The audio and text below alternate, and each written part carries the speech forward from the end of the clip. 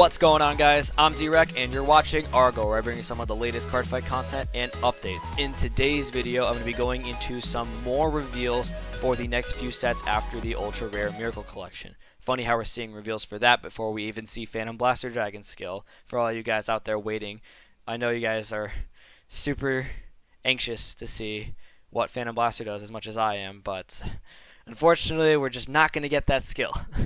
But moving into the reveals now, for the first thing we're going to be talking about is the next extra booster after the Ultra Rare set, which is called the Answer of Truth. So that's going to be the set featuring Genesis, Gear Chronicle, and Great Nature. So we've got 2 Force clans as well as an Excel clan.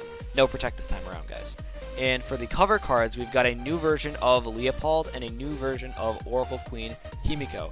And then a new unit for Gear Chronicle called Interdimensional Dragon Lost Legend.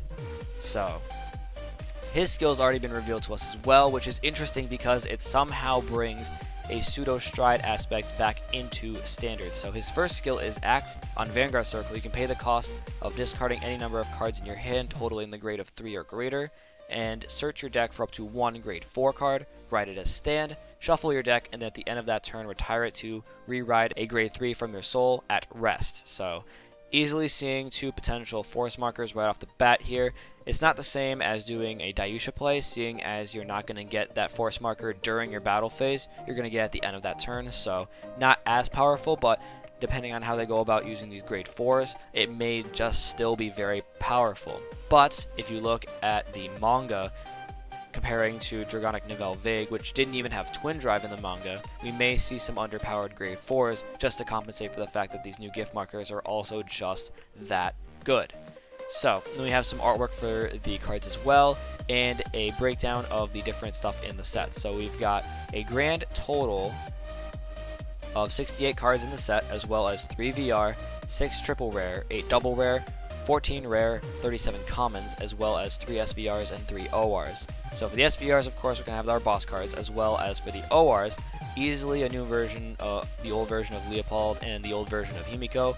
As for Gear Chronicle, we could see an OR grade 4. They could easily bring back Lost Age to compensate for the whole Lost trend going on here. I don't know if I'm stretching it a little bit, but that is a possible trend that could be going on. They could bring back Lost Age, just because I think it was from the manga that they took it from and then made it a promo, so that's something that could be a very well possibility. So moving into the next portion of the video now, we've got the reveals of the boss grade 3 for Dark Irregulars, as well as some more main deck cards for Dark Irregs. Moving into the grade 3, we've got the skill for Death Anchor, which reads, when he's placed, Soul Charge 1, and then he gets plus 2k power for each card in Soul until the end of turn.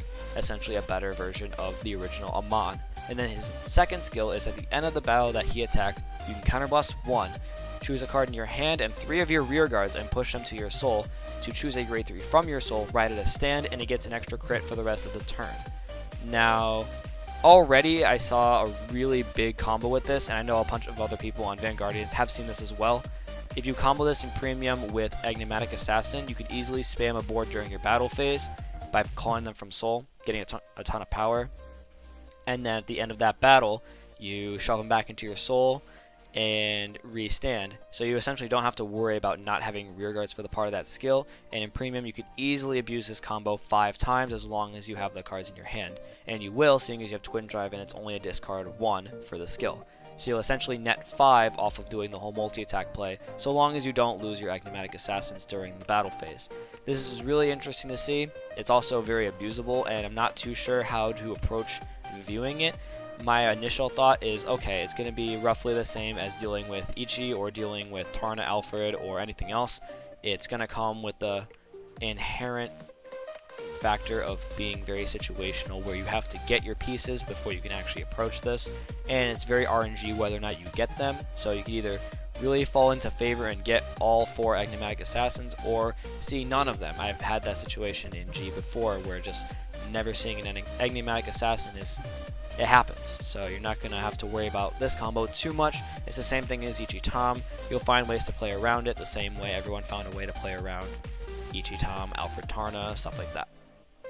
Next up, we've got a grade 2 remake of Werewolf Seeger. Still as ugly as ever, my god. His first skill is continuous on Vanguard or Rearguard Circle. As if you have 5 or more cards in Soul, he gets plus 5k power, and then when he attacks, you can Soul Charge 2. Pretty easy, pretty decent, relatively speaking to what the rest of Dark Regulars do. An easy Soul Charge 2 is really nice. And then the next card is Prisoner Beast. It's a grade 1 rare whose skill reads continuous on Rearguard Circle. If you have 5 or more cards in the Soul, he gets plus 2k power, and then when he's placed, you can Soul Charge 1. So, decent, easily playable, etc, etc, etc. And that's pretty much it for those reveals there. Next up, we've got a more detailed release calendar following the announcement from the past weekend. So we're looking at the title names for everything. So we've got the Ultra Rare set in Japanese slated for the middle end of October, and then the middle of November we've got the Answer of Truth, and then at the end of November we've got Trial Deck 5 and 6, which are Trial Deck Misaki Tokura and Trial Deck Naoki Ishida respectively. And then we've got something going on the 14th of December for the Japanese format. And then on the right you can see information for the WGP 2018 for the Japanese events, and then we've got more information for Vanguard Zero. So like I said in the last video, stay tuned for the Tokyo Game Show later this year, just because that's going to be something everyone's going to want to see.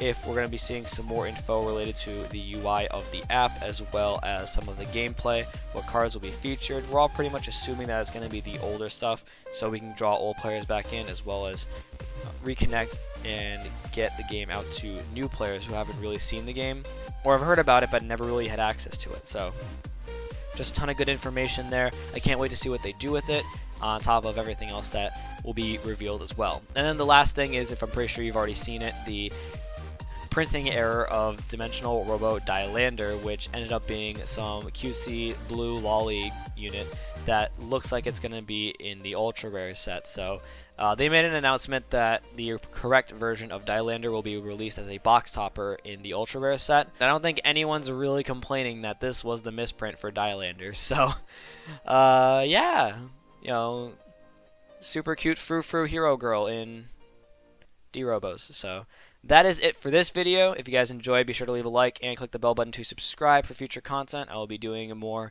in the works in the future. Also, stay tuned for that new intro. It's still in the progress of being completed. I'm almost done, so you guys will enjoy that when it's done. And that is pretty much it for me. I will see you guys in the next video. Peace out.